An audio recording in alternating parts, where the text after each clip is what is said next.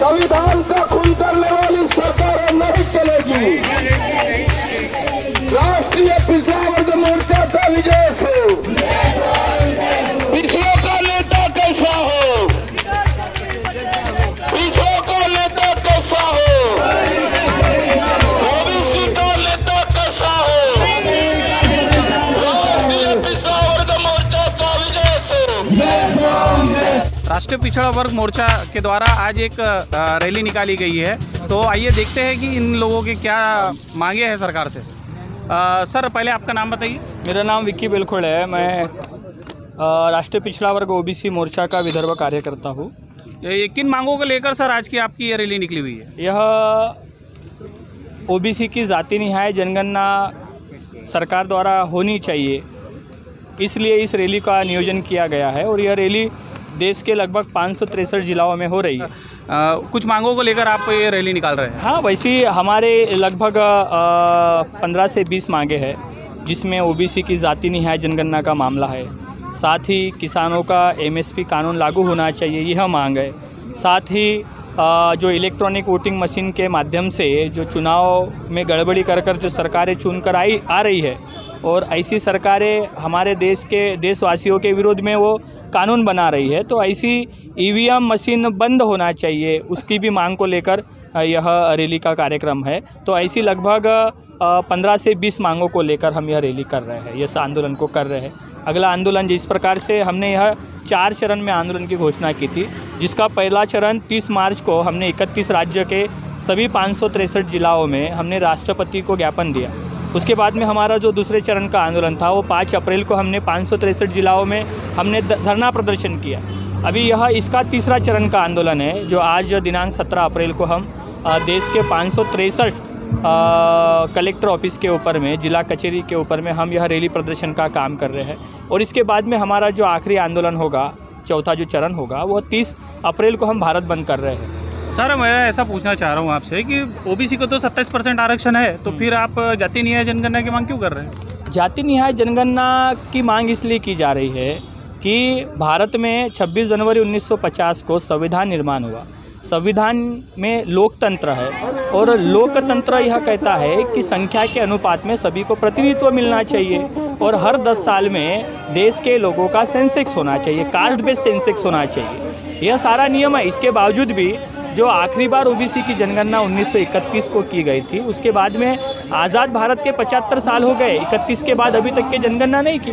तो जनगणना न होने के कारण क्या हुआ कि ओबीसी के जो बच्चे स्कूलों में जाते हैं, कॉलेजेस में जाते हैं, उनको 50% फीस भरनी पड़ती है, उनको स्कॉलरशिप भी 50% मिलता है। ये क्यों होता है? तो 15 नवंबर 1992 को जजमेंट दिया गया सुप्रीम कोर्ट ने कि 52% ओबीसी को 27% रिजर्वेशन देंगे। यह नैसर्गिक सिद्धांतों के आधार पर दिया गया निर्णय है, क्योंकि संख्या के अनुपात में सभी को अधिकार मिलना चाहिए। संविधान निर्माता डॉक्टर बाबा साहब आम्बेडकर ने भी संख्या के अनुपात में प्रतिनिधित्व दिया है।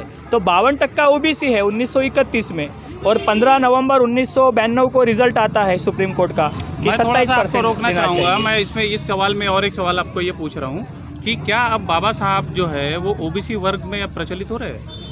हाँ, प्रचलित हो रहे हैं। ओबीसी जाति निहाय जनगणना की बात कर रहा है, आरक्षण का समर्थन कर रहा है, आरक्षण की मांग कर रहा है, तो ये तो संविधान के समर्थन में ओबीसी आंदोलन कर रहा है। लेकिन भारत का जो प्रधानमंत्री है आज नरेंद्र मोदी जी, ये पिछले 9 साल से भारत के प्रधानमंत्री है और वो अपने आप को कहते हैं कि वो ओबीसी समाज के लोग हैं। वो अपने आप को कहते हैं, वो कोई भी आदमी अपने आप को कहने से नहीं होगा, क्योंकि उन्होंने जब मुख्यमंत्री का चुनाव लड़ा गुजरात से, तो मोड़ घाची जाति प्रमाण पत्र पर लड़ा और उनको बीजेपी द्वारा 2014 में प्रोजेक्ट किया गया कि वो ओबीसी के हैं।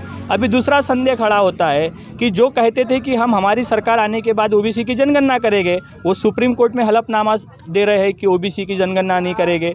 उसके बाद में सरकार में आते ही 314 आईएएस बने, ओबीसी के लड़कों को घर पे बैठा दिया गया क्रीमी लेयर की मर्यादा के आधार पर। तीसरा, ओबीसी को बजट में किसी भी प्रमाण से हिस्सेदारी नहीं दी गई। क्यों नहीं दी गई? कि ओबीसी की जाति निहाय जनगणना नहीं की गई है। 27 के अनुसार दे रहे हैं, आधा मिल रहा है। और इससे भी खतरनाक जो मामला है, वो खतरनाक मामला यह है कि ओबीसी की जाति निहाय जनगणना नहीं करने की वजह से आज बड़ी मात्रा में ओबीसी समाज में बेरोजगारी बढ़ रही है। तो ये सारे मामले हैं। अगर यह प्रधानमंत्री अगर ओबीसी होता तो इतना मूर्ख आदमी नहीं होता है जो खुद के पैरों पर कुल्हाड़ी मारे। अगर यह ओबीसी प्रधानमंत्री है तो दुनिया में गधे का सबूत होता है मूर्खता का, तो इससे भी बड़ा सबूत अगर नरेंद्र मोदी के आधार पर दिया जा रहा है कि अपने ही समाज को ख़त्म करने का काम करता है, तो गधे का भी बाप निकला।